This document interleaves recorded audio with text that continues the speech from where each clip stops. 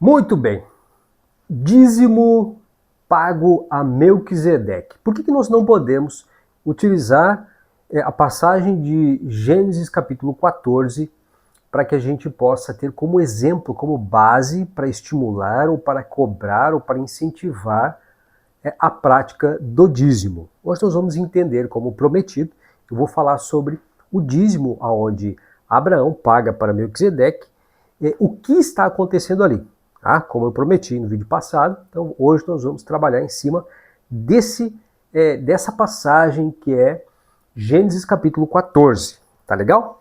Então se você ainda não é inscrito nesse canal, por favor, eu peço que você se inscreva, ative o sininho das notificações, deixe seu comentário, já curta o vídeo aí, para que a gente possa continuar conversando, falando sobre as passagens da nossa querida Bíblia, tá bom? A gente tem alguns detalhes que a gente precisa levar em consideração sobre o texto de Gênesis capítulo 14. Tá? Primeiro vamos entender o que está acontecendo ali. Ali havia algumas cidades que viviam próximas, tá? E Ló, sobrinho de Abraão, vivia em uma dessas cidades, que era a cidade de Sodoma. Então, Ló era um cidadão da cidade de Sodoma. Ele estava vivendo em Sodoma, então ele era um cidadão da cidade de Sodoma. O que aconteceu? Havia um rei que era mau, um rei que oprimia o povo, que era o Quedorlaomer. Este rei, ele então oprimia os povos da região.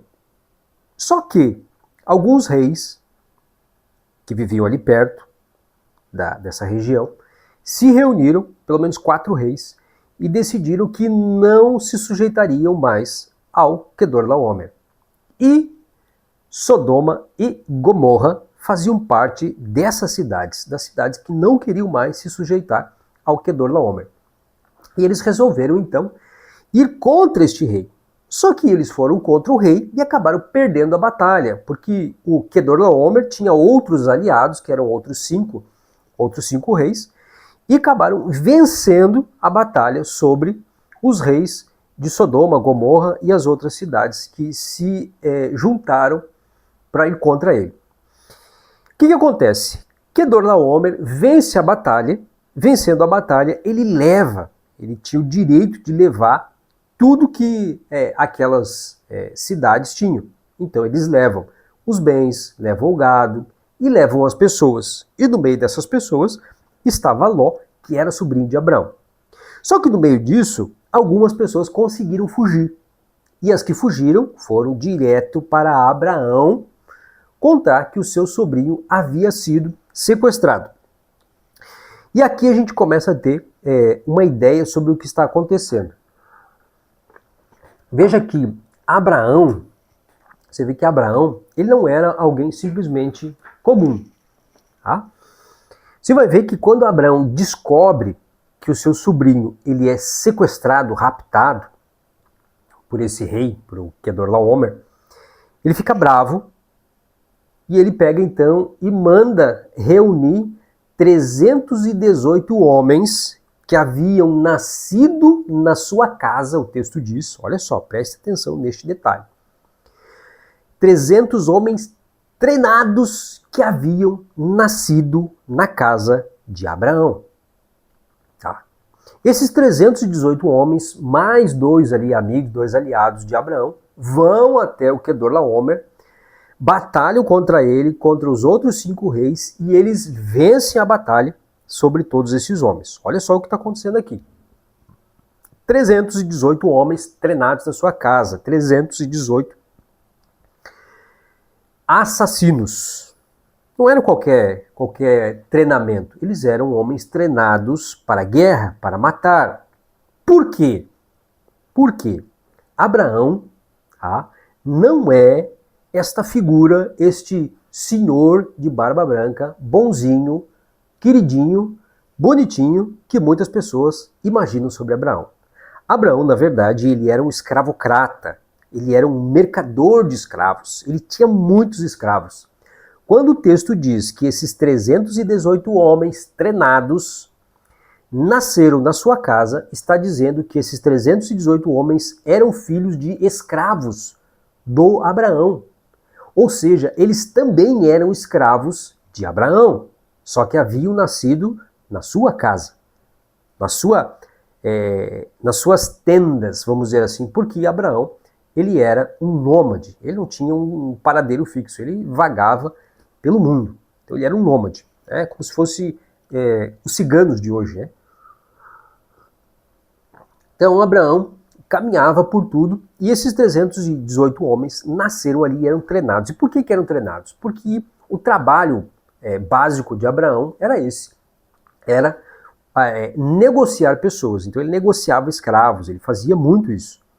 Então ele vivia em um território que era perigoso, ele fazia parte de um trabalho que era perigoso, então ele precisava de gente qualificada, protegendo os seus bens, protegendo as suas pessoas, protegendo as suas caravanas, e esses homens eram muito bem treinados, eram assassinos de guerra, treinados pela casa de Abraão. E eles vão e ganham a batalha, e trazem o sobrinho de Ló, são e salvo, e todos os seus bens. O que acontece? Eles vão e passam por um vale conhecido como o Vale do Rei. Muito provavelmente, o que se tem acordo sobre este vale, o Vale do Rei, é que era um local neutro. Era um local onde os reis costumavam se reunir ali, pessoas da região, para fazer os seus negócios, fazer os seus acordos naquela região. Então não era um local para a guerra, era um local neutro, onde as pessoas podiam se encontrar e ali fazer as suas negociações. O que acontece? Abraão está passando por ali com a sua comitiva, acabou de vencer 5 reis, pelo menos, acabou de vencer a batalha. Abraão estava conhecido na região, as pessoas já estavam falando sobre Abraão. Então ele não era mais só um nômade, agora ele era um senhor da guerra. Então, ele era um homem por onde ele passava, as pessoas começavam a ter medo de Abraão. E aqui vem de encontro o rei de Sodoma, vem ao encontro de Abraão. E aqui a gente começa a ter um detalhe quando a gente chega no capítulo 14, do verso ali 17 em diante, é onde começa o relato do encontro onde Melquisedeque e Abraão se encontram e ele vai dar o dízimo para Melquisedeque. Só que olha só o que acontece ali. Vem o rei de Sodoma e começa a falar com Abraão. Olha, você venceu a guerra e tal, né? Então ele sabe que Abraão é um senhor de escravos, ele é um mercador de escravos. E por direito, como Abraão havia vencido a guerra, ele tinha direito de ficar com as pessoas também, com o espólio da guerra, né? Tudo que ele venceu lá, tudo que pegou lá, e as pessoas também. Então o rei de Sodoma, ele vem até Abraão, ele tenta negociar, ele tenta barganhar com Abraão, imaginando que Abraão estava ali simplesmente pela guerra, simplesmente pelo espólio da guerra, simplesmente por dinheiro, por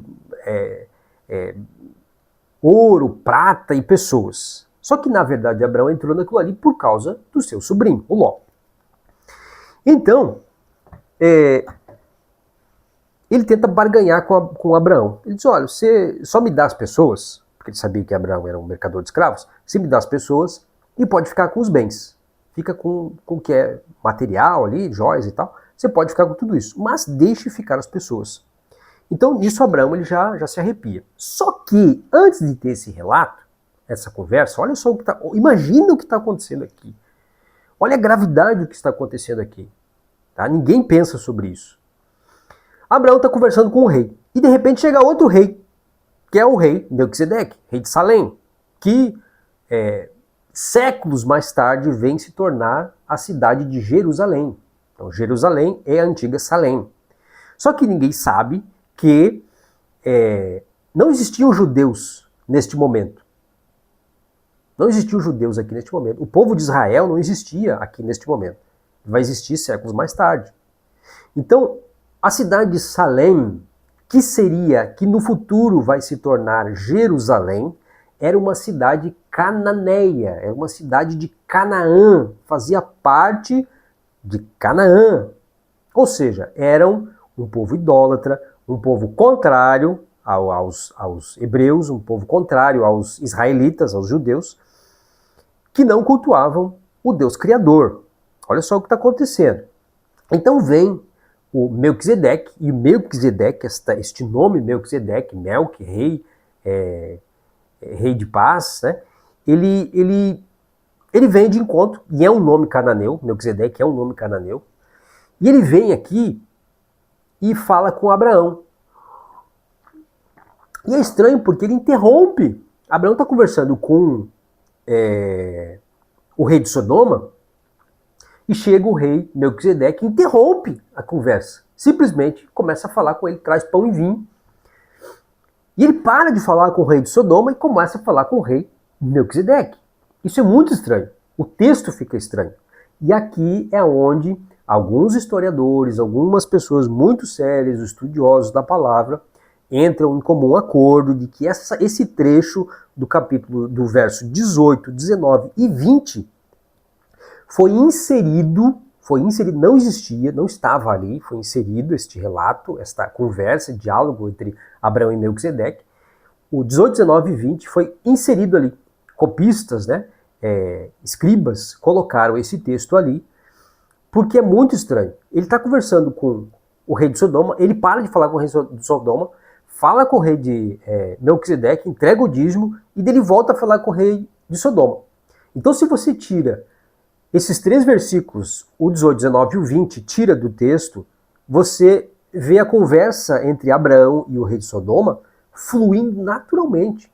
Fluindo naturalmente, ele conversa e acontece todo o relato ali como se nada tivesse acontecido. Agora, copistas, né, escribas, inseriram, isso é o que é o mais aceito, inseriram esse trecho, esses 3 versículos, para dar notoriedade ao dízimo, que mais tarde seria cobrado pelos levitas. Então, Abraão começa a conversar com Melquisedeque, do nada, e depois ele volta a falar com o rei de Sodoma. Tá? Mas vamos supor que isso realmente está acontecendo. Né? Vamos supor que realmente Abraão ignorou o rei de Sodoma e deu atenção para o rei Melquisedeque, que vem de encontro a dele, porque era um rei e era sacerdote, diz o texto. E ele dá atenção para Melquisedeque. O que acontece? Melquisedeque traz pão e vinho. Algumas pessoas acham que ele vai fazer uma ceia aqui com Abraão. Que ele está trazendo isso porque ele vai ceiar com Abraão, é a Santa Ceia, né? Melquisedeque e Abraão. E na verdade não é. Eles estão em um local de negociação. É um local comum entre reis se reunirem ali, é um ponto neutro. Abraão agora ele é visto não mais como um nômade, mas como um senhor da guerra. As pessoas estão com medo de Abraão e dos seus homens. Então Melquisedeque, quando traz pão e vinho, ele está dizendo assim, olha, eu venho em paz. Aquele era um gesto de paz, aonde era comum acontecer isso. Então quando os reis queriam fazer um acordo, né, queriam fazer uma aliança, vamos dizer assim, eles faziam esse gesto. Traziam pão, traziam vinho, para partilhar com o outro, no qual eles queriam fazer essa aliança. E o outro fazia o quê? Olha só, o que o outro fazia para aceitar o acordo? Para dizer, não, eu também estou em paz, vamos fazer então o acordo, né? Vamos ser aliados. Ele entregava o dízimo. Era uma prática comum em acordos de guerra. Era uma prática comum fazer em acordos. As pessoas, então, um trazia pão e vinho, para dizer, eu estou vindo em paz, vamos fazer um acordo, vamos fazer uma aliança, e o outro, então, ok, vamos fazer uma aliança. Ele, como havia ganhado a guerra, ele entregava 10% daquilo como uma negociação, era uma troca. Vamos fazer, então, eu estou passando pelo seu território, eu estou passando por aqui, quero passar em paz, não quero guerra, então vamos fazer o acordo, vamos fazer a aliança, eu entrego 10%. E olha só, os 10% do que Abraão entrega, além de ser algo que era comum na região, para aqueles povos, ele não entrega do seu trabalho, não entrega do seu gado, não entrega da sua produção, não entrega nada do que é dele. Abraão entrega o espólio de guerra. E o que era o espólio de guerra que Abraão tinha pegado aqui? Lembre-se, pessoas, animais, joias, utensílios, grãos, tudo que ele havia pegado daquele povo, tá? Daqueles 5 reis que ele havia pegado, ele agora dá 10% para Melquisedeque. Então ele não dá 10% de dinheiro, ele dá 10% de mantimentos, ele dá 10% do gado, ele dá 10% de pessoas, de tudo que ele havia pegado na guerra. Você está entendendo o que está acontecendo? Abraão está entregando 10%, não é 10% de dinheiro, ele está entregando 10% de tudo para esse rei, incluindo pessoas. E daí ele entrega 10% disso e ele volta a falar com o rei de Sodoma. E o rei de Sodoma, olha, vamos fazer um seguinte, você pode ficar aí com os bens, tudo, só me entrega as pessoas. Só deixa eu ficar com as pessoas. Então é isso que o rei de Sodoma fala para Abraão. E Abraão diz assim, olha, fala para ele agora, eu não quero nada. Pode ficar com tudo, com as pessoas, com os bens, com o gado, fica com tudo. Eu não quero que você ou qualquer outro venha dizer, eu enriqueci Abraão. Você está vendo? Abraão então não fica com nada. Ele só diz, olha, dá a parte que aí dos que vieram comigo, o que os meus empregados e meus servos comeram, né? E o resto fica para vocês. Não quero nada, não quero ninguém venha dizer que me enriqueceu. Não quero nada. Então Abraão não fica com nada, na verdade. Tá? Se o rei de Sodoma, Melquisedeque, se realmente isso tudo está acontecendo, esse texto não pode ser usado de maneira nenhuma para estimular o dízimo. Isso é uma afronta ao raciocínio, à inteligência, a qualquer coisa. Se você tiver um mínimo de paciência para se debruçar sobre o texto, sobre o que está acontecendo ali, você vai ver que existe muita discordância, muita coisa que não fecha, e muito detalhe que passa despercebido. Um deles é esse. Talvez você nunca pensou que os 10% do que Abraão está dando para Melquisedeque inclui pessoas. Também inclui pessoas, porque ele pegou pessoas lá da guerra. Tá? E ele primeiro entrega o dízimo, para depois entregar o restante para o rei de Sodoma, que o rei de Sodoma pede as pessoas. Tá? Então, olha o que está acontecendo aqui. Então, nós não podemos, de maneira nenhuma, usar Abraão, o texto de Gênesis, o texto de Melquisedeque, para defender o dízimo. Tá legal? Eu espero que você reflita sobre isso, que você tenha entendido o propósito desse vídeo. Se você concorda, se não concorda, deixa nos comentários o que você acha sobre isso, o que você pensa sobre isso. Tá?